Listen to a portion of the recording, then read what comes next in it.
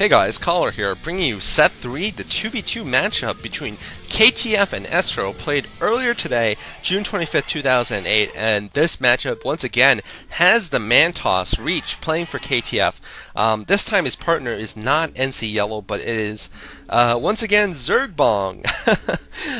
He's the purple Zerg at the 5 o'clock, and I know I've called him many things. I've called him Zergbong. I've also called him Zergboy, because that's one of his names, and I've also called him Stupid before. Or useless, because he can be both of those adjectives. Here's Reach, by the way. Reach, the yellow Protoss at the 11 o'clock. But hopefully, Zergbong will be playing better this game. I'm going to start off with Zergbong, and if he plays worse, I may resort to some other name for him. They're facing off against Tester and Hyvaa for the Estro team. Tester, the teal Protoss, at the 2 o'clock, and his partner Hyvaa, the white Zerg, at the 9 o'clock. And this map is Hannibal. Zerg versus Protoss has been the dominant race profile of 2v2 teams this season. Last year it was more Zerg versus Terran because of the map choices. There was that interesting little map where all four of the spawns were in the middle, which led to, and there were high walls where you could drop tanks and Goliaths on, which led to Zerg and Terran teams for the 2v2 matches. But this year with Hannibal and Hunters, Zerg and Protoss teams have been the basically have been the dominant variety here. So on Hannibal, I actually expect both Zerg players to be going relatively fast Mulisks. I don't expect an all-in speedlink build or anything like that. The Protoss players will probably still start off on the same, probably the same Zealot pushes, although we could see a more Dragoon-based build, unlike in Hunters, where basically you can expect lots of Zerglings and lots of Zealots for most of the game. On this map, you can actually see some tech. It looks like Tester is going to be scouting Zergbong's base, and Zergbong not going for the 9 pool. I think he went for a 12 or a 10 pool, and actually, interesting enough, Hyvaa has gone for a 12 hatchery, going hatchery first inside of his base. So interesting build there. I'm trying to get an economic advantage, and he actually will get an economic advantage, I think, because because Zergbong's build is not fast enough to do any real damage to Hyvaa's base before Hyvaa gets his Zerglings out. So the 12 hatch is better than the 12 pool, is basically my point. And here comes the second hatchery from Zergbong. Also, he's also gone for the hatchery, but I think he's going to have a couple fewer drones than Hyvaa will for the Estro team. Hyvaa and Tester are actually in the top 5, I think, of 2v2 teams in the Pro League. So they've actually had a winning record in the past few months this season. Unfortunately, the KTF team would Reach have not had such a good record. Looks like Tester actually going for a early cybernetics core, and so has Reach. So as I said, both players have gone for the relatively fast tech, and looks like actually a third hatchery going on for both of the Zerg players. Interesting. It looks like because both of the Zerg players have their overlords over each other's bases, they will know what's going on, and they need to get those hatcheries to be able to match the Zergling production of their opponents. So neither Zerg player going for any sort of fast tech here, like I expected. Both are going for the relatively fast, the relatively all-in 3 hatchery build off of one base. And with that many hatcheries, they're going to be producing speedlings for quite a long time here. Here comes some of Hyvaa's Zerglings chasing Reach's Zealots back to their base at the 11 o'clock position.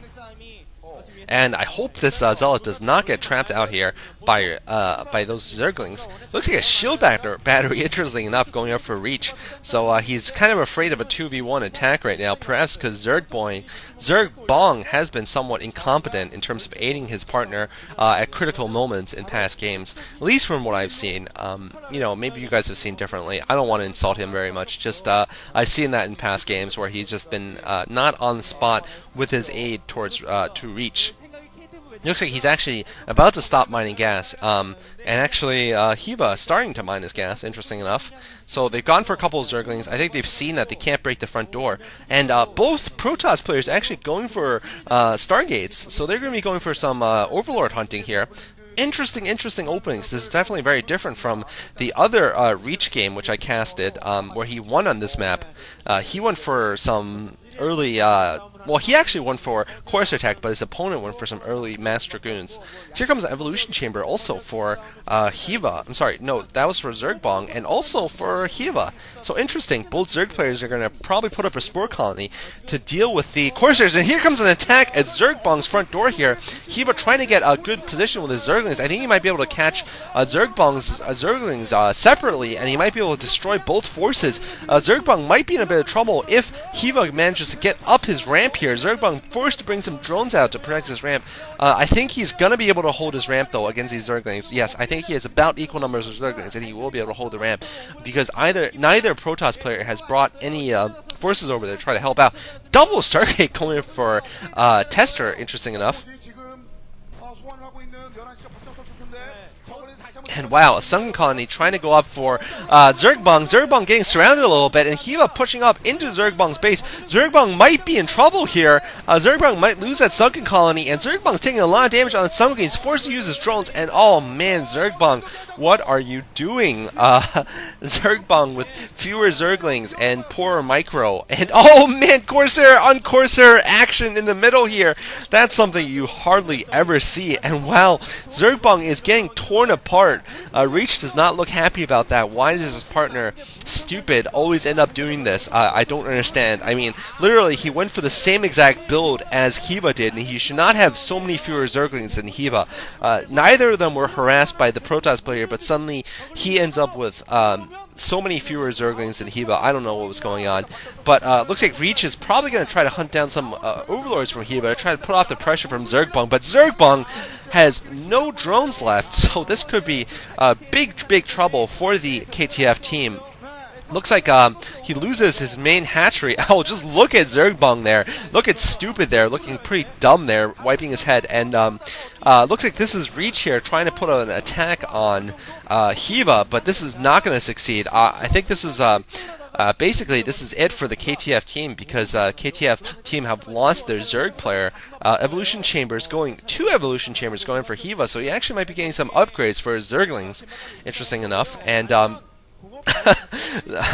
looks like Reach has a ton of Corsairs, but unfortunately there's no Mutalisks for Hyvaa, so he's not going to be able to do much with these Corsairs. He needs to get some other types of units. He's gone for double Stargates. Both Protoss players have gone for dual Stargates, but this is not going to really help that much, really.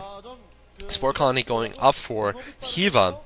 Hyvaa has not gone for Mutalisk test, he's gone for mass Zerglings. And so many Corsairs in the air, but they're not going to do any good. 3 Stargates up for Tester, though. What is Tester doing? I have no idea. I have no idea why the Protoss players have built so many Corsairs. Here's some Corsair on Corsair combat. Oh, and Zergbong has left the game. I think he was about to get eliminated anyway. Looks like actually Reach has won the Corsair combat, but I don't know how much good this is going to do for him, really, because... I mean, he'll be able to hunt down some Overlords, but other than that, he's not going to be able to do any damage on Hyvaa's base. Maybe he's going to go for scouts or something. No, I highly doubt that, of course. A lot of Zerglings approaching Reach's base. Oh, man, and Reach only has 2 Zealots to deal with this frontal attack. This is going to be GG for the KTF team. GG coming from Reach. And I have to say, poor play from Stupid there, from Reach's partner. I kind of wish he had Yellow there to help him out. Yellow seemed to have done better.